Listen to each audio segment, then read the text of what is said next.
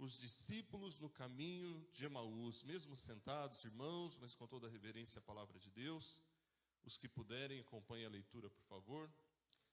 Lucas 24, 13 a 35. Diz assim a palavra de Deus. Naquele mesmo dia, 2 deles estavam de caminho para uma aldeia chamada Emaús, distante de Jerusalém, 60 estádios, e iam conversando a respeito de todas as coisas sucedidas. Aconteceu que, enquanto conversavam e discutiam, o próprio Jesus se aproximou e ia com eles. Os seus olhos, porém, estavam como que impedidos de o reconhecer.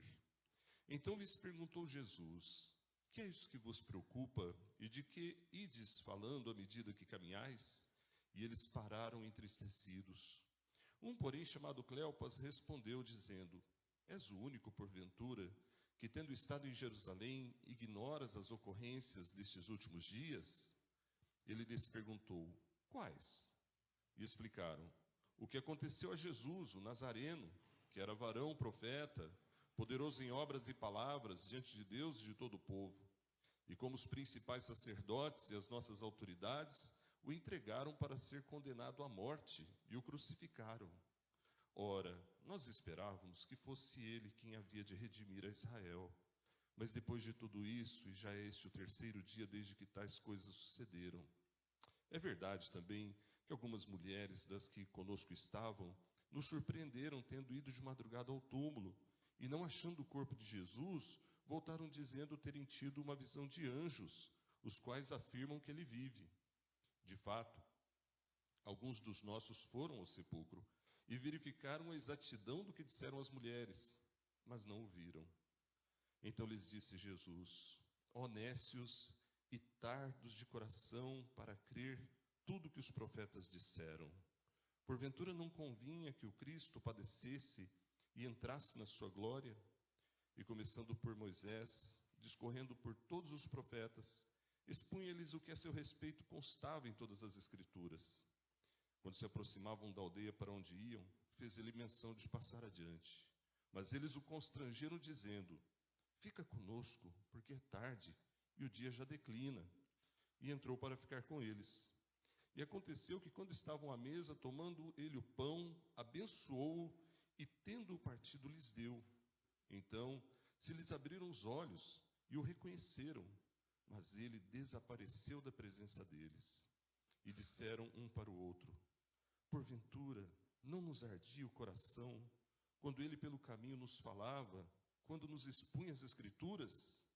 E na mesma hora, levantando-se, voltaram para Jerusalém, onde acharam reunidos os 11, e outros com eles, os quais diziam: o Senhor ressuscitou, e já apareceu a Simão.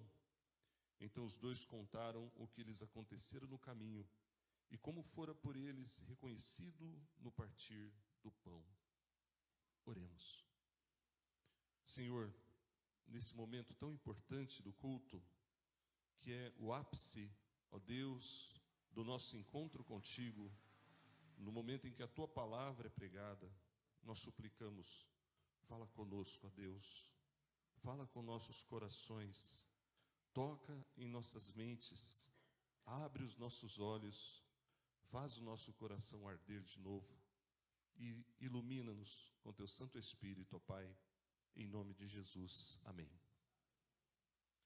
Meus queridos, nesse texto sagrado nós vemos discípulos no caminho de Emaús, que era uma aldeia que ficava a cerca de 11 quilômetros de Jerusalém. Eles estão caminhando, indo para a casa deles, conversando sobre a morte de Jesus, conversando sobre os fatos ocorridos, e eles ainda não tinham conhecimento da ressurreição de Jesus. E então Jesus começa a caminhar com eles, e tudo se passa conforme lemos. Eu queria, irmãos, fazer com vocês uma breve análise do que aconteceu ali, e tentar entender como que esses eventos podem, de alguma maneira, ter a ver com a nossa própria caminhada, ter a ver com a nossa própria história de vida, com o nosso próprio viver, com a nossa lida diária.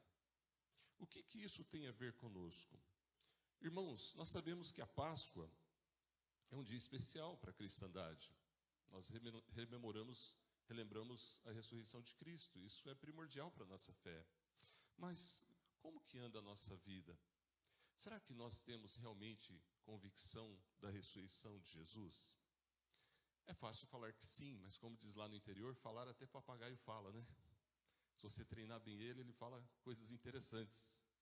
É diferente de viver. Será que nós vivemos realmente como aqueles que creem na ressurreição de Jesus?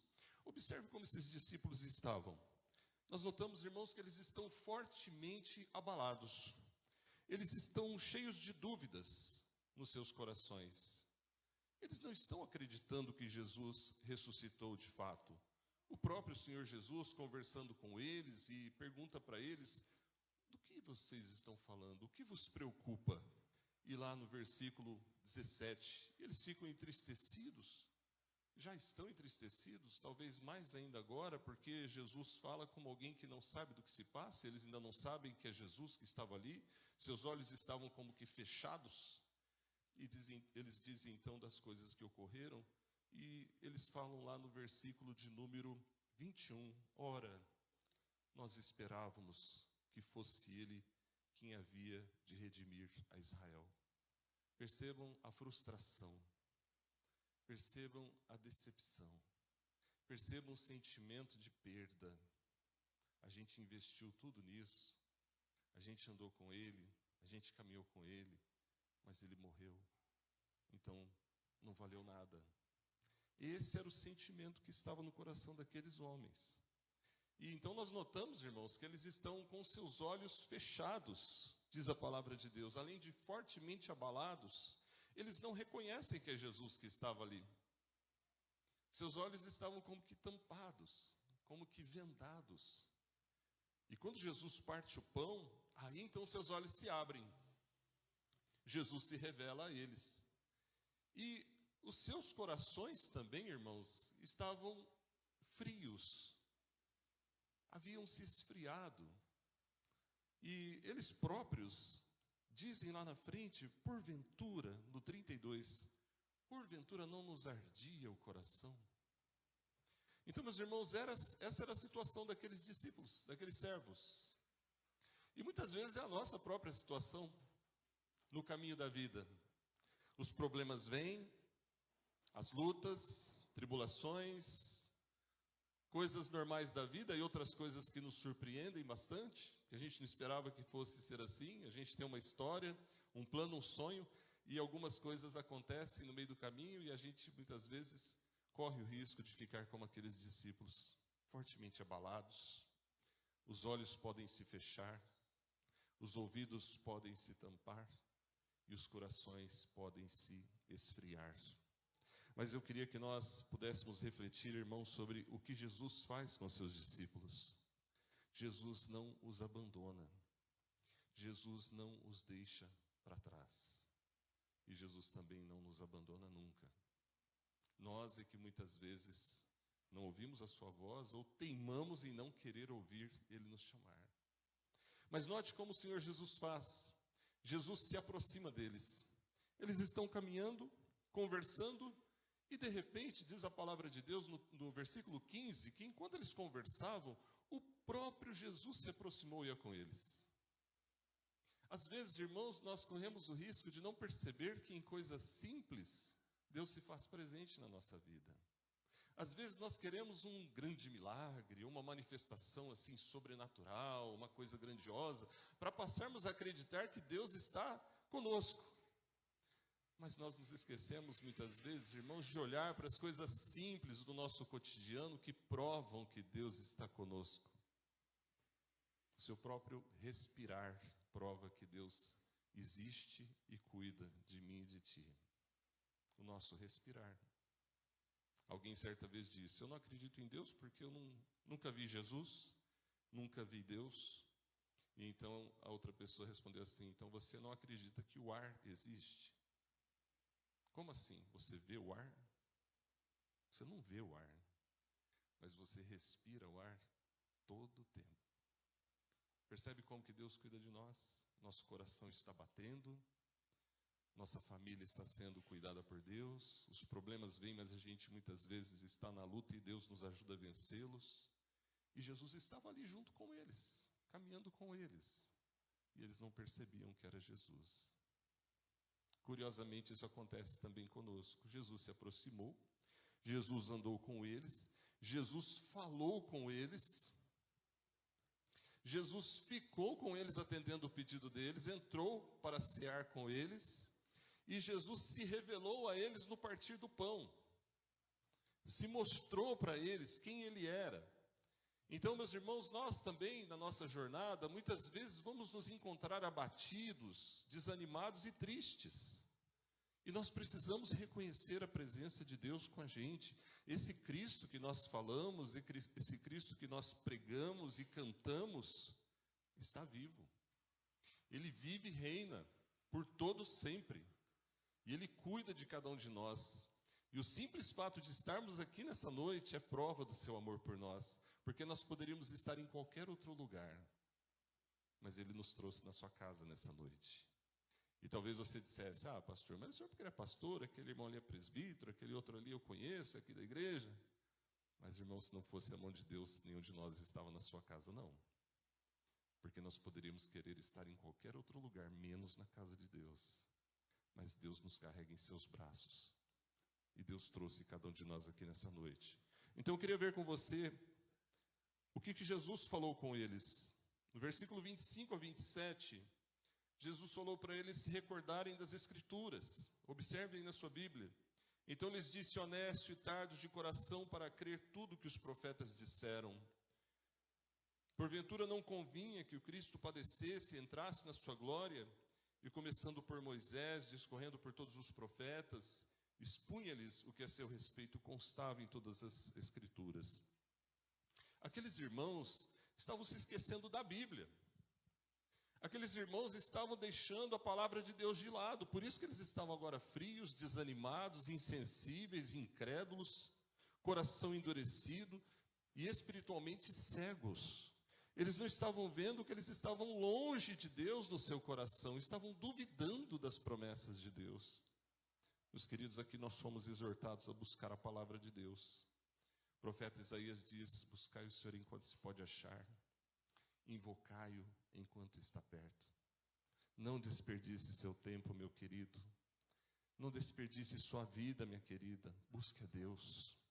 Busque a Deus, porque Ele certamente está com os braços abertos para receber cada um de nós na sua presença. Não importa o que você estiver passando, o que você vai passar, busque o Senhor, acredite na Bíblia. Mas Jesus fez mais. Jesus permaneceu com eles, versículo 29. Eles o constrangeram dizendo: fica conosco porque é tarde e o dia já declina. E entrou para ficar com eles. Meus queridos, as palavras de Jesus ecoaram na alma deles. E agora aquele homem que eles não reconheciam ainda que era Jesus foi convidado para entrar na sua casa. Eu queria desafiar também você, igreja, a convidar sempre Jesus para entrar na sua casa. Senhor, fica aqui em casa com a gente. Senhor, não nos deixe sós.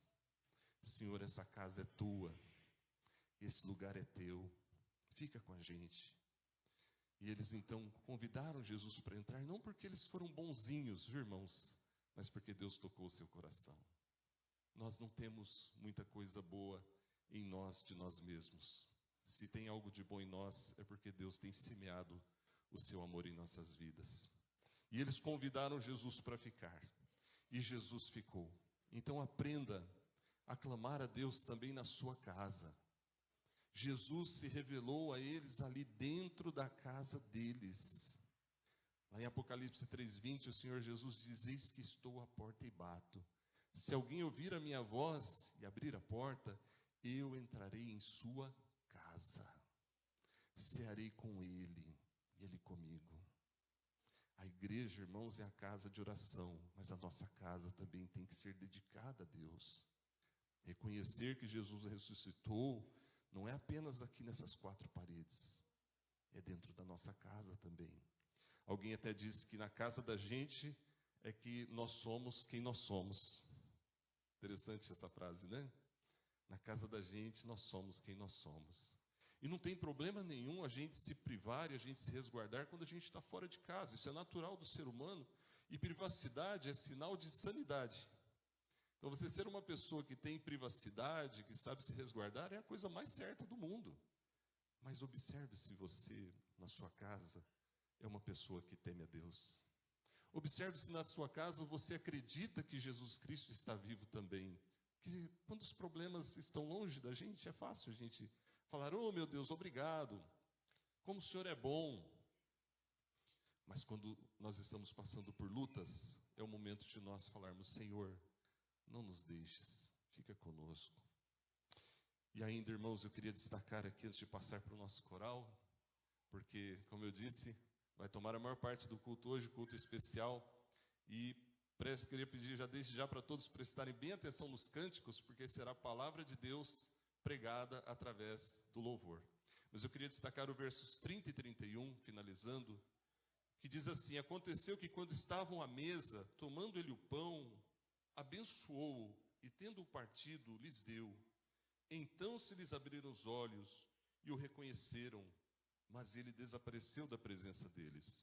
Aqui, meus irmãos, Jesus pega um pão, parte o pão e abençoa.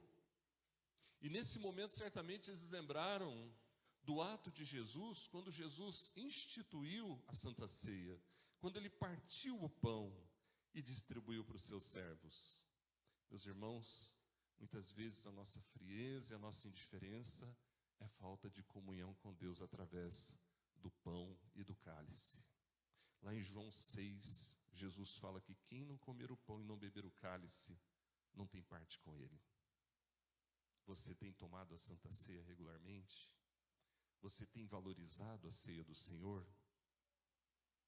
Não era um simples pão, era o próprio Jesus que estava ali. E muitas vezes, irmãos, nós queremos ver assim uma luz brilhante, queremos ouvir uma voz ecoando dos céus para acreditarmos, aí eu vou crer.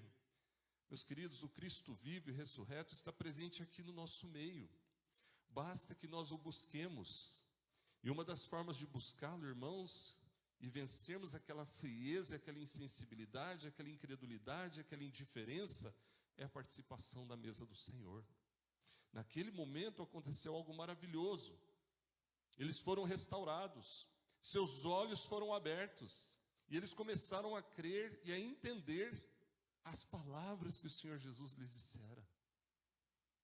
Então que nós possamos, irmãos, na nossa jornada, termos também essa comunhão com o Senhor. Eu oro para que através deste culto, dessa cantata, cada vida aqui presente seja tocada pelo Senhor.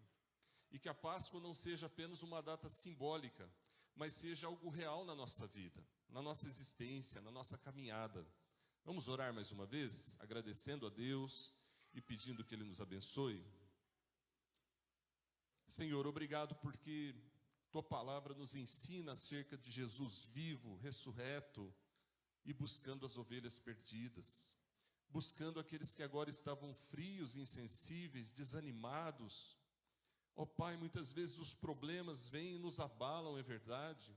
Muitas vezes as coisas do mundo, da vida, nos afastam de Ti. Mas eu oro a Deus para que cada irmão, irmã, cada visitante, cada pessoa que presente nessa noite possa ser tocado por Teu amor. E possa, Senhor Deus, ter os seus olhos abertos de novo. E possa, Pai amado, ter o seu coração restaurado na Sua presença. E possa, Senhor Deus, acreditar na Tua verdade, que o Senhor está vivo mesmo, que não é apenas uma data festiva, uma data simbólica, mas que é algo real, é algo excelente, verdadeiro, porque o Senhor transforma a nossa vida, o Senhor se comunica conosco, o Senhor nos dá vida nova, o Senhor nos restitui e o Senhor nos salva, Pai. Senhor, abençoa, Pai amado, para que a Tua palavra não volte vazia. E agora, Pai amado, que nós vamos passar também para a nossa cantata especial de Páscoa. Nós rogamos a tua bênção sobre os irmãos e irmãs, para que eles sejam usados por ti, e que ao cantarem, ó Deus, eles estejam verdadeiramente pregando a tua palavra através do louvor, e que nossos corações sejam